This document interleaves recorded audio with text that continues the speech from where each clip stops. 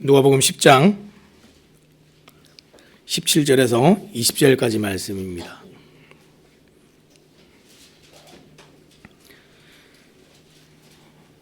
다 찾으신 줄 알고 제가 봉독하도록 하겠습니다. 70인이 기뻐하며 돌아와 이르되 주여 주의 이름이면 귀신들도 우리에게 항복하더이다. 예수께서 이르시되 사탄이 하늘로부터 번개같이 떨어지는 것을 내가 보았노라. 내가 너에게 뱀과 전갈을 밟으며 원수의 모든 능력을 제어할 권능을 주었으니 너희를 해칠 자가 결코 없으리라. 그러나 귀신들이 너희에게 항복하는 것으로 기뻐하지 말고 너희의 이름이 하늘에 기록된 것으로 기뻐하라 하시니라. 아멘. 오늘은 우리가 기뻐할 것을 기뻐하라 라는 제목을 가지고 함께 말씀을 나누기 원합니다. 여러분 최근에 좀 정말 기뻐할 만한 어떤 일들이 있으십니까? 저희는 이제 사역을 하다 보면 이 사역에 여러 이제 기쁨들을 보게 되는데, 이제 코로나 때문에 온라인으로 많은 사역들을 이제 하다 보니까 최근에는 이제 온라인에 많이 이제 집중이 돼서 사역들을 이제 보고 또 보고도 하고 기쁨도 맛보고 하고 있습니다. 금요일 날 이제 온라인 가정 예배 드리고 하시면서 가정에서도 참 기쁨이 많이 있으시죠? 따뜻한 사람들도 있고 가족들과 모여서 정말 기쁜 시간들을 보내는 것 저희가 보게 됩니다. 근데 제가 이제 유튜브를 하다 보니까 최근의 기쁨은 이제 유튜브 조회수입니다. 조회수. 계속해서 사람들이 모이고 함께하는 것들을 보면서 참 일에 또 기쁨들이 있습니다. 저희가 작년 한 해를 지나면서 구독자 수가 한 해 동안에 한 110명 가까이 늘었습니다. 굉장히 많이 늘었죠. 그것이 참 기쁨이 된다 하는 것을 잠깐 느껴보았습니다. 근데 우리가 기뻐해야 될 것이 있고 또 기뻐하지 말아야 될 것, 이런 것이 있다. 오늘 본문에 보니까 우리 주님께서 그렇게 말씀하십니다. 여러분들 어떤 것을 기뻐하시고 어떤 것을 기뻐하지 않습니까? 우리가 세상에 대한, 내가 살아가고 있는 이 세상에 대한 그 이해들이 이 기쁨들을 만들어냅니다.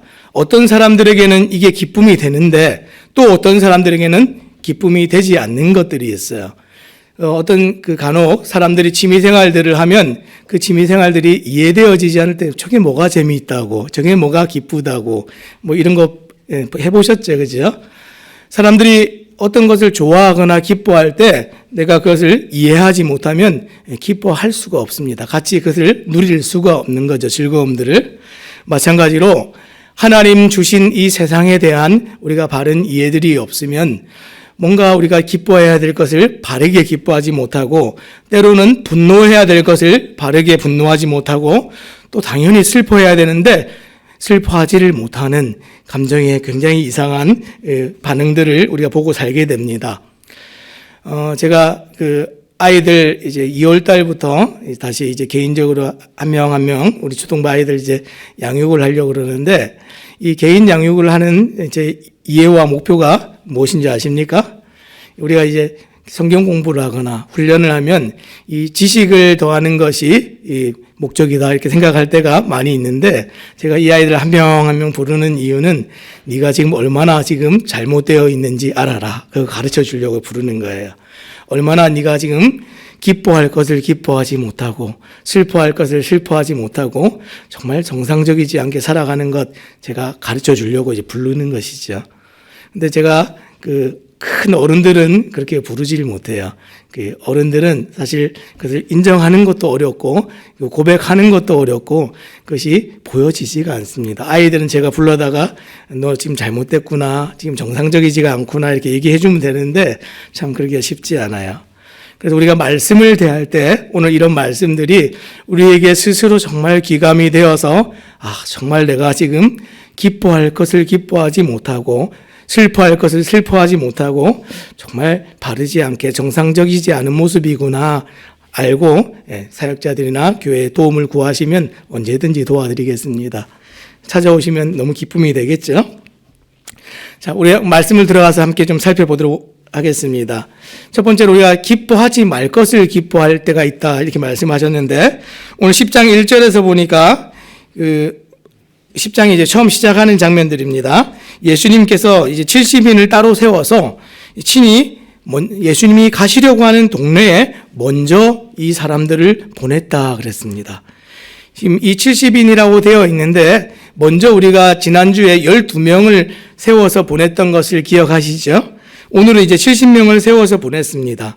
어떻게 보면 12명의 이름은 우리가 다 알려져 있고 또 잘 알고 있는 사람들인데 이 70인에 관해서는 전해지는 것이 없습니다. 성경이 그 이름을 우리에게 가르쳐 주지 않고 있지만 이 사람들이 하는 일에 대한 그 성경이 차지하고 있는 설명들이나 분량은 굉장히 더 많은 부분들을 차지하고 있습니다.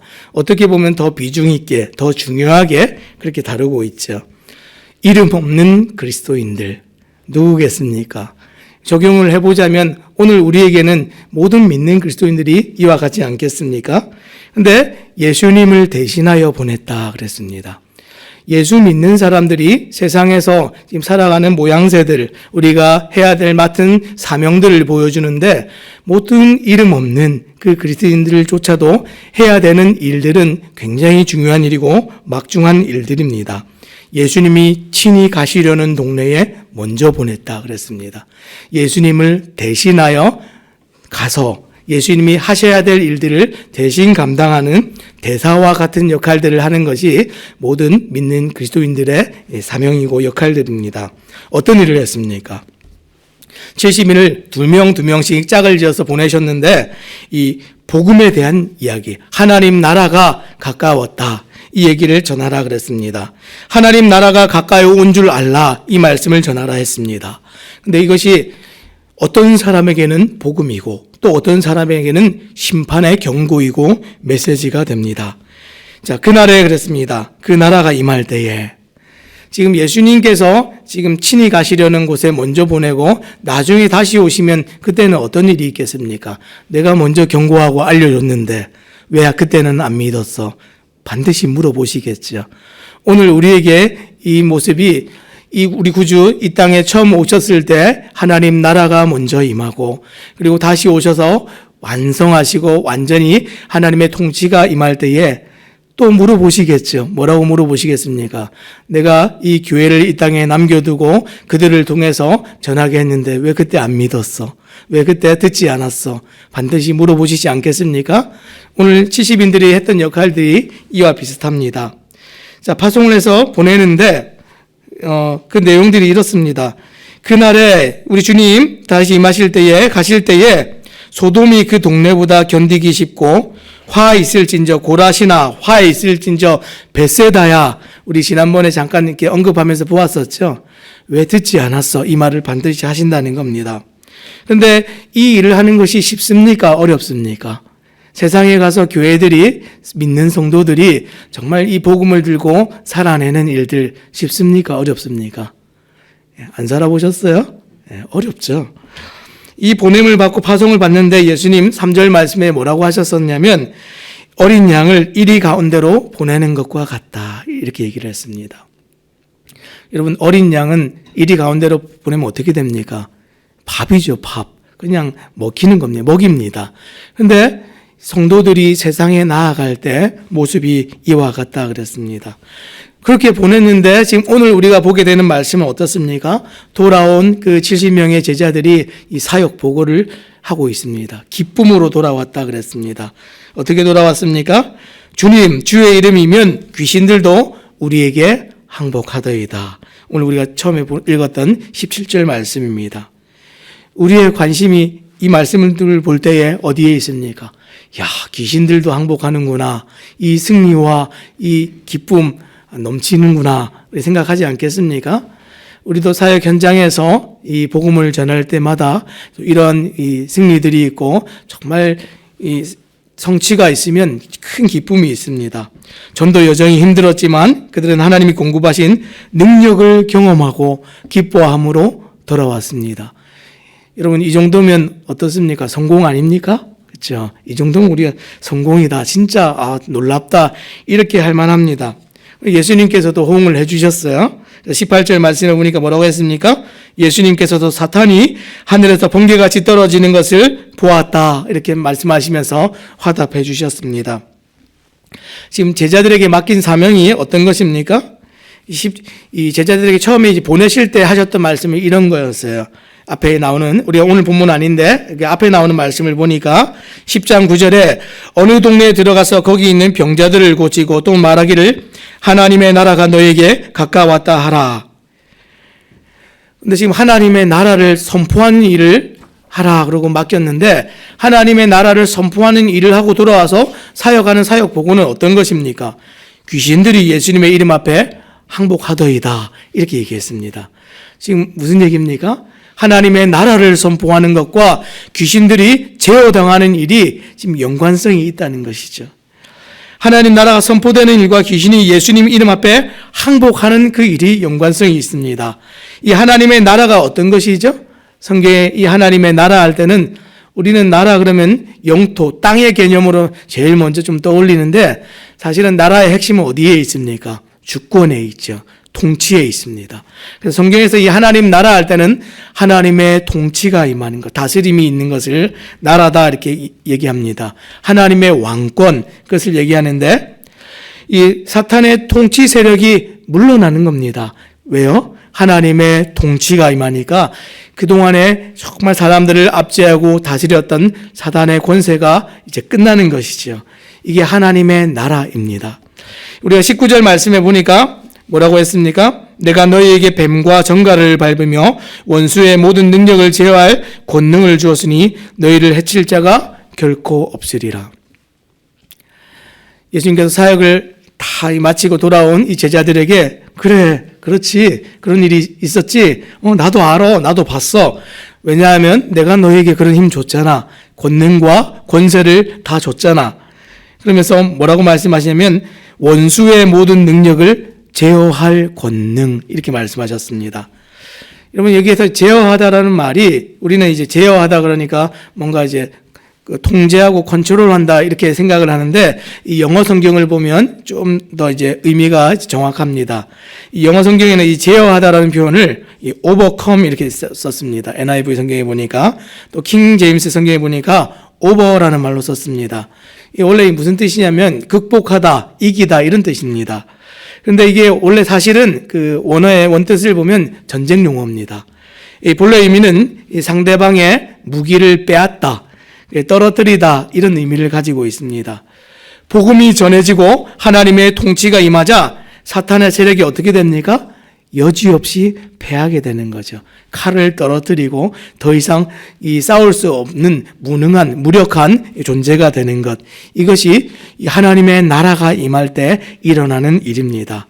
여러분, 이것을 보면 기쁩니까? 안 기쁩니까? 기쁘죠. 예. 이러한 싸움이 여러분들 삶 가운데 있으십니까? 복음을 전한다는 것은 결국은 싸움입니다. 전쟁에 관한 이해입니다. 우리가 회당에서 귀신 들린 사람이 일어나서 막 외칠 때 그게 어떤 행동이라고 그랬죠? 하나님의 말씀을 듣지 못하게 하는, 방해하는 일이다 이렇게 얘기했습니다. 사단의 일이 다 그래요. 하나님의 말씀이 선포되지 못하도록, 그것이 이루어지지 못하도록 막는 것, 그것이 사단이 하는 일인데, 왜 그렇습니까? 말씀이 전해지기만 하면 하나님의 나라가 임하기 때문에 그렇습니다. 말씀이 전해지기만 하면 하나님의 통치가 임하기 때문에 그렇습니다. 이러한 싸움이 여러분들 삶 가운데 있으십니까? 복음을 전한다는 것은 이런 것이죠. 그래서 요한복음 12장 31절 말씀에 이제 이 세상에 대한 심판이 이르렀으니 이 세상의 임금이 쫓겨나리라 그랬고요.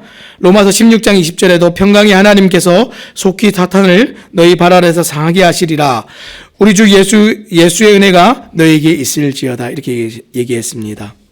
싸움입니다. 전쟁이고.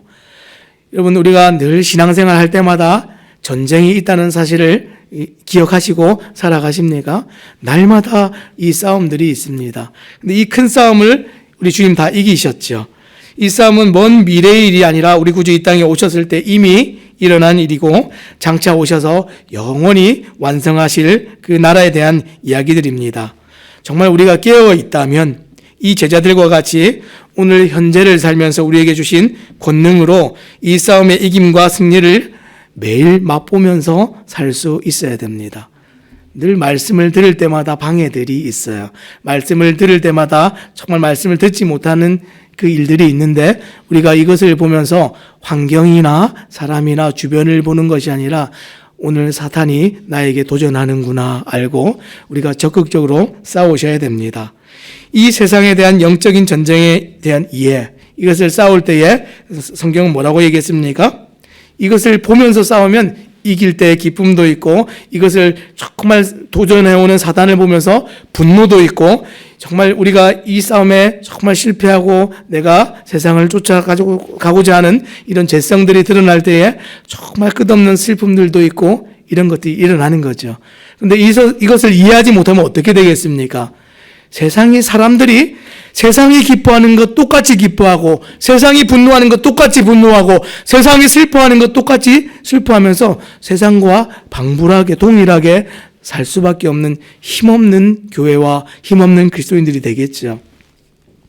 그런데 오늘 이 제자들은 기뻐해야 될 것을 당연히 기뻐하면서 이렇게 돌아왔는데, 그런데 예수님은 너무 놀랍게도 뭐라고 얘기하셨습니까? 기뻐할 것을 기뻐하고 기뻐하지 말 것은 기뻐하지 말아라, 이러면서 그건 진짜 기쁨이 아니다 이렇게 말씀하셨다는 거예요. 왜 그렇죠? 물론 기쁨이 됩니다. 이것이 기쁨이 아니라고 예수님께서 단언해서 지금 얘기하는 것이 아니라 진짜로 예수님께서 너희가 얻었으면, 정말 맛보았으면 하는 기쁨이 여기까지가 아니라는 겁니다. 기쁨이죠. 기쁨인데 예수님 뭐라고 하셨습니까? 20절 말씀에 예수님께서 그저 귀신들이 너희에게 행복하는 것으로 기뻐하지 말고 이렇게 얘기했습니다. 왜냐하면 이 전쟁의 끝이 여기가 아니기 때문에 그렇습니다. 여러분, 이 전쟁의 끝 무엇입니까? 목적이 여기가 아닌데 모든 전쟁은 이 시작을 할 때 이유가 있습니다. 그저 하지 않죠. 세상의 이 전쟁사들을 보면, 이 전쟁의 역사들을 보면 다 그 시작에 대한 이유와 이 시발점들이 있습니다. 어떤 전쟁들은 이 자유를 얻기 위해서 막 일어납니다, 사람들이. 어떤 전쟁은 이 땅을 좀 더 차지하기 위해서, 유리한 고지를 차지하기 위한 전쟁이 있습니다. 또 어떤 전쟁들은 이 손익, 분쟁, 이 이익을 위해서 이 다투고 전쟁이 일어나기도 합니다. 어떤 전쟁들은 사람의 생각, 이념의 차이로 전쟁이 일어나기도 합니다. 어찌됐든 무엇입니까? 내가 생각하고 있는 어떤 것을 얻어내기 위해서 전쟁이 일어나는데, 단순히 이 전쟁에서 지금 이겼다고 그것을 얻어내지 못했으면 그 전쟁이 완전히 이긴 게 아니라는 것이죠. 예수님께서 진짜 말씀하시고 싶으신 것이 어떤 것입니까?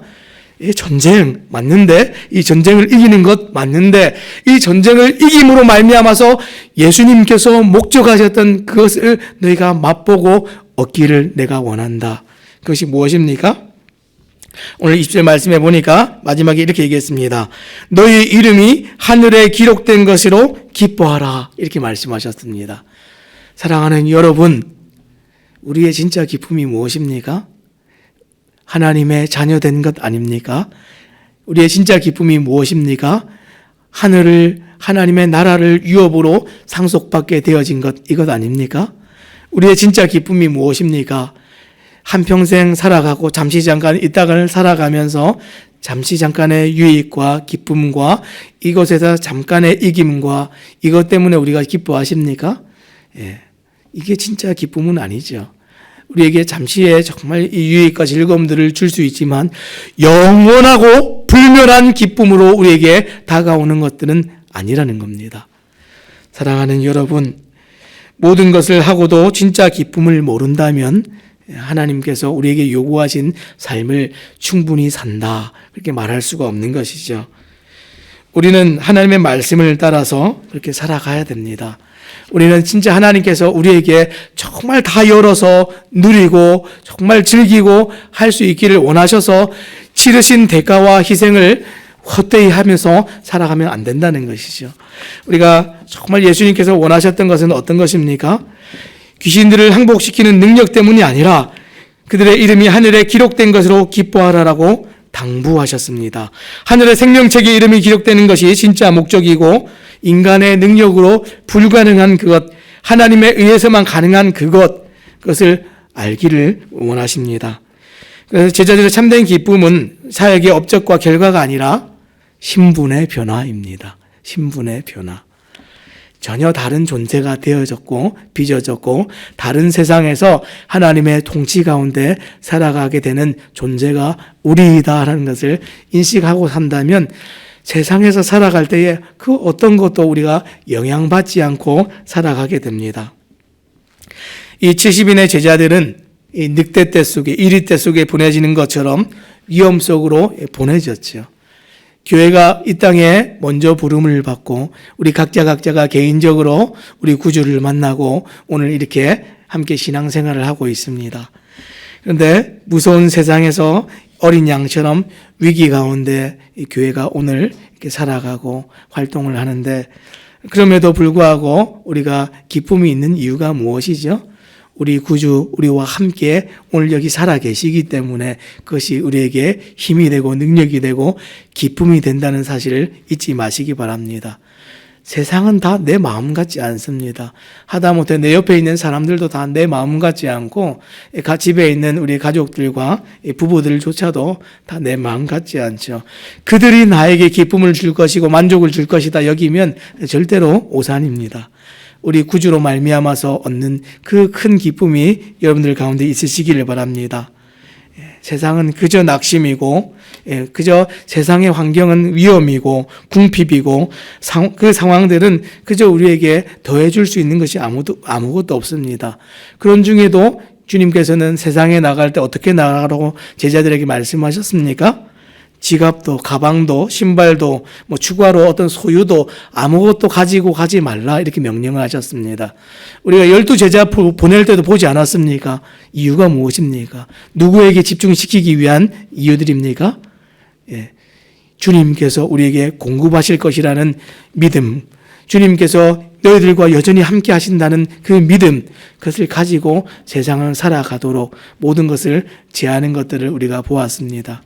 사랑하는 여러분, 오늘 우리의 관심과 또 우리의 눈이 우리 구주께 집중되어 있지 않다면 우리는 엉뚱한 것들을 기뻐하고 엉뚱한 것들에 가서 정말 우리 공급받기 원하고 도움받기 원하는 모습이 될 수밖에 없습니다.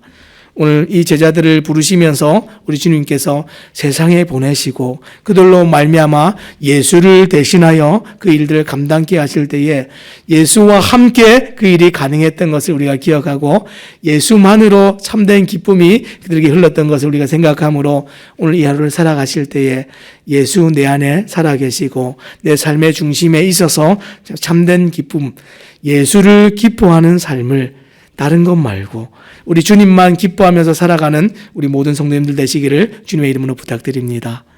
기도하겠습니다.